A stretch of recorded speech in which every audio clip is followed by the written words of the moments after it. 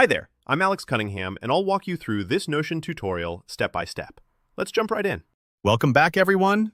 Today, I'll show you exactly how to calculate an average in Notion and teach you a simple way to use the add operator inside formulas.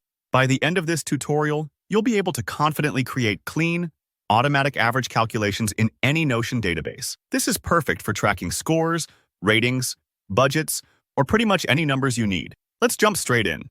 So imagine you already have a Notion database set up. Maybe it's a table tracking student grades, and you've got two number properties called Math and Science. You'll see these as columns, each with numbers in the rows, maybe scores or points or any value you're working with. First things first, let's see how to get Notion to calculate the overall average for one property. Click on the column heading for either Math or Science. When you do this, you'll notice a small menu appears below, giving you options for calculating the totals in that column. There's Sum, Count, and if you click More Options, you'll see Average. It's sometimes tucked away, so don't worry if it takes a second to find. Now, click Average, and Notion will automatically calculate the average for all values in that column. This is really useful if you just want to see how the class or team is performing in math as a whole, for example.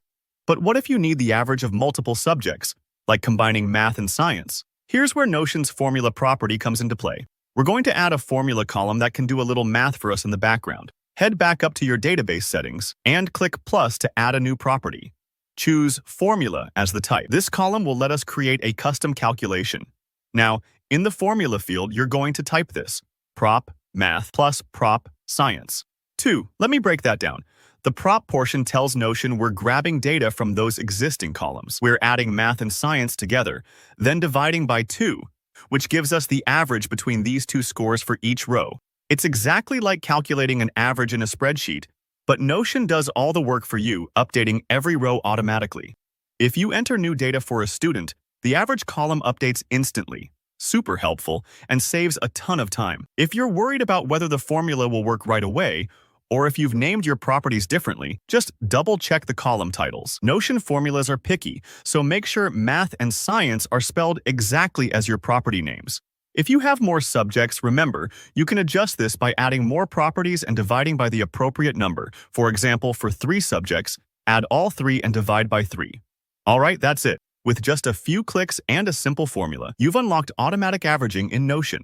This can be used for grades, budgets, scores, anything with numbers that need combining. Give it a try with your own database and watch how much smoother your tracking becomes. If you found this tutorial helpful, don't forget to hit that like button.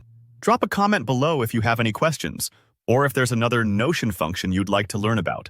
And of course, make sure to subscribe for more clear, practical Notion tutorials. Thanks for watching and have fun organizing.